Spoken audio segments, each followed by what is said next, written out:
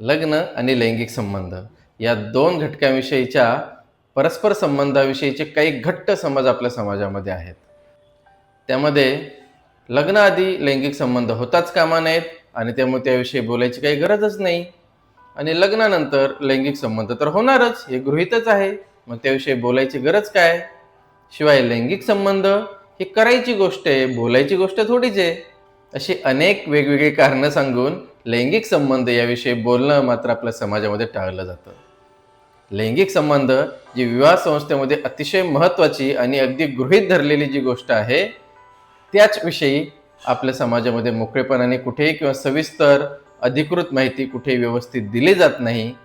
आणि मग मुलं मुली आपल्या मनातल्या अपुऱ्या किंवा चुकीच्या माहितीच्या आधारे ज्या काही आपल्या मनात कल्पना आहेत, त्या कल्पनांच्या आधारे या लग्न व्यवस्थेमध्ये पदार्पण करतात. आणि बऱ्याचदा या चुकीच्या कल्पनांमुळे अनेक मुलामुलींचं पुढचं लैंगिक आयुष्य उद्ध्वस्त होतं किंवा त्यांच्या लैंगिक आयुष्यामध्ये अनेक अडचणी निर्माण होत असतात. तर याच मुद्द्यावर आपल्या अगबय आरेच्या या पुस्तकातील 7वे प्रकरण म्हणजे लग्नाआधीचे लैंगिक संबंधाविषयीचे चुकीचे ग्रह व योग्य माहितीची गरज हे प्रकरण आज आपण वाचणार आहोत. प्रकरण 7वे, लग्नाआधीचे लैंगिक संबंधाविषयीचे चुकीचे ग्रह व योग्य माहितीची गरज.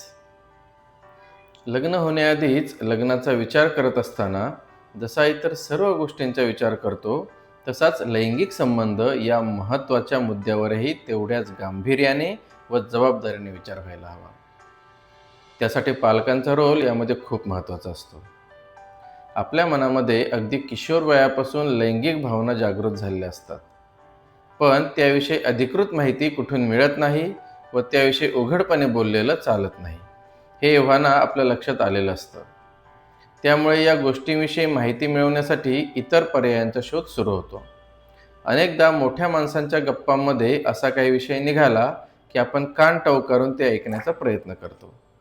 मग त्या ऐकलेल्या अर्धवट गोष्टींचा आपल्या बुद्धीप्रमाणे अर्थ लावतो आणि आपल्या मित्रमैत्रिणीशी याविषयी गप्पा मारताना ते शेअर करतो.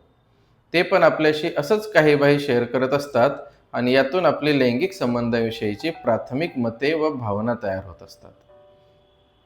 पुढे पुढे इतर माध्यमही आपल्या हातात येतात. मग अशा चुरस कथा असणारी पुस्तके, व्हिडिओज ज्यांना उपलब्ध होतात ते यामध्ये रमत जातात व ज्यांना हे उपलब्ध होत नाहीत ते इतरांनी सांगितलेल्या गोष्टींच्या आधारेच या कल्पना करत राहतात. यामध्ये बऱ्याचदा लैंगिक संबंधाविषयी चुकीचीच माहिती मिळण्याची शक्यता जास्त असते. सुरक्षित व आनंददायी लैंगिक संबंधांपेक्षा काल्पनिक थ्रिलिंग गोष्टीच यातून जास्त ऐकायला मिळतात. अनेक मुलं स्त्रियांच्या विशिष्ट अवयवांविषयी आपल्या मनात असलेल्या लैंगिक भावनांना कल्पनेत गुंफून ते इतरांना ऐकवत असतात आणि ऐकणारे हेच खरं आहे असं समजून या कल्पनांत रमत असतात.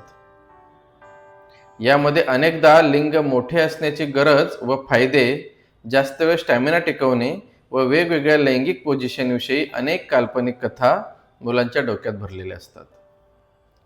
तसेच अनेक मुली त्यांच्यापेक्षा मोठ्या लग्न झालेल्या मुली व स्त्रिया यांच्या गप्पा ऐकून त्याविषयी आपल्या कल्पना करत असतात.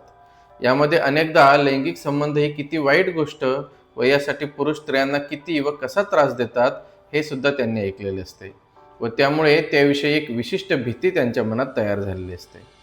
एकीकडे लिंग मोठे असणे व जास्तीत जास्त वेळ सेक्स करणे म्हणजे पुरुषार्थ आणि हे नाही जमले तर बायको आपल्याला सोडून जाते वगैरे यासारख्या गोष्टी डोक्यात असणारी मुले, तर दुसरीकडे पुरुष सेक्ससाठी कसे त्रास देतात, कसे आग्रही असतात व त्यासाठी स्त्रीला किती त्रास देतात, आपला काही विचार किंवा आपल्या आनंदाचा विचारच करत नसतात, रात्र झाली की त्यांना फक्त ते हवं असतं, अशा कल्पनेत असणाऱ्या आणि त्यामुळे आधीच सेक्सविषयी नकारात्मक विचार करणाऱ्या व भीती बाळगणाऱ्या मुली ही बहुतांशी समाजाची स्थिती आहे.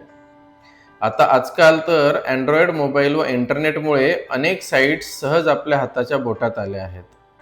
त्यातून सुद्धा मुलांच्या मनात सेक्सविषयीचे अनेक चुकीचे समज, चुकीचे आग्रह तयार होण्याची शक्यता आहे. तर मुलींच्या मनात यामुळे अधिक किळस व भीती निर्माण होण्याची शक्यता आहे. याचसाठी या सर्व ऐकलेल्या, वाचलेल्या व पाहिलेल्या गोष्टींमधून खरं काय ते शोधायची गरज असते. यामध्ये आपल्याला मदत करू शकतात ते अधिकृत पुस्तके, अधिकृत डॉक्टर्स व त्यांचे ब्लॉग आणि यूट्यूब चॅनेल आणि आपले पालक. अर्थात पालकांच्या बाबतीत पुन्हा अडचण अशी असते की अनेकदा पालकांनाच यातल्या चांगल्या वाईटाची फार कल्पना नसते. ते सुद्धा पाण्यात पडल्यावर गटंगळ्या खातच पोहायला शिकलेले असतात आणि तरीही त्यांच्या अनुभवातून ते जे शिकले आहेत ते सुद्धा किती योग्य अयोग्य याची त्यांना सुद्धा कल्पना नसते.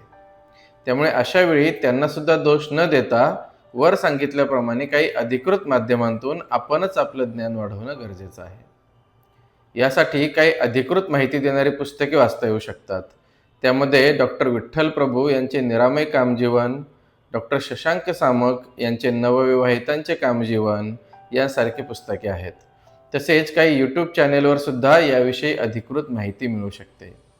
डॉक्टर शंतनू अभ्यंकर यांच्या यूट्यूब चॅनेलवर लैंगिकता व स्त्री पुरुषांचे लैंगिक आरोग्य आणि लैंगिक आरोग्याविषयीचे समज गैरसमज याविषयी बरेच व्हिडिओ आहेत. त्यांचा सुद्धा नक्कीच उपयोग होऊ शकतो. काही झाले तरी लैंगिक संबंधाविषयी अधिकृत माध्यमांतून व्यवस्थित माहिती करून घेऊनच लग्नाला तयार व्हायला पाहिजे व आपल्या जोडीदाराला सुद्धा याविषयी व्यवस्थित आणि योग्य तीच माहिती आहे का हे समजून घेण्यासाठी आधी या विषयावर चर्चा सुद्धा व्हायला पाहिजे. तर आपल्या सर्वांच्या आता लक्षात आलंच असेल की लग्नाआधी लैंगिक संबंध याविषयी व्यवस्थित न बोलल्याने अनेक वेगवेगळे चुकीचे ग्रह मुलामुलींच्या मनात असतात, ज्यातून पुढे जाऊन अनेक गैरसमज किंवा अनेक अडचणी लैंगिक संबंधामध्ये किंवा वैवाहिक आयुष्यामध्ये येऊ शकतात. यासाठीच आपल्या अगबे आर्याच्या पुस्तकातील या आधीच्या प्रकरणांवरती म्हणजे स्त्री पुरुषांचे लैंगिक अवयवाविषयीचे वेगवेगळे गैरसमज किंवा लहानपणापासूनचे संस्कार या सगळ्या विषयांवर आपले आधीचे व्हिडिओ तुम्ही सर्वांनी ऐकलेच असतील. ज्यांनी कोणी हे व्हिडिओ ऐकले नसतील त्यांनी व्हिडिओ नक्की ऐका व अशीच आपल्या लैंगिक अवयवांविषयी किंवा एकूणच लैंगिकतेविषयीचे जे गैरसमज आपल्या समाजामध्ये पसरलेले आहेत ते दूर करण्यासाठी हे व्हिडिओ जास्तीत जास्त लोकांपर्यंत शेअर करा, जेणेकरून समाजातील चुकीचे समज दूर होतील आणि याविषयीची एक योग्य समज समाजामध्ये पोहोचेल. अशाच वेगवेगळ्या विषयांवर व्हिडिओ ऐकण्यासाठी आपल्या मैत्रीगुरु चॅनेलला जोडून राहा. धन्यवाद.